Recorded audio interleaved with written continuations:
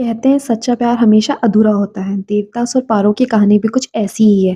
देवदास और पारो बचपन से दोस्त होते हैं। कुछ टाइम बाद देवदास पढ़ने के लिए लंदन चला जाता है और पारो अकेली रह जाती है।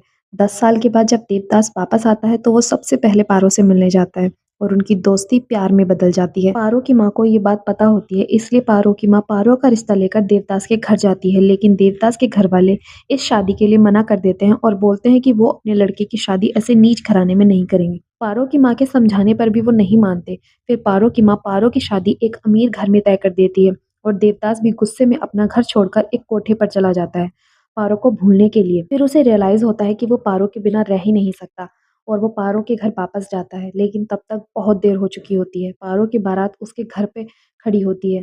पारो की शादी के बाद देवदास अंदर से टूट जाता है और बहुत बुरी तरह शराब का आदी हो जाता है। उसके लंग्स और लीवर दोनों खराब हो जाते हैं। देवदास को पता होता है कि अब उसके पास ज़्यादा टाइम नहीं है, पर वो आखिरी बार पारो को देखना चाहता है, जिसके लिए वो उसके ससुराल पहुंच जाता है।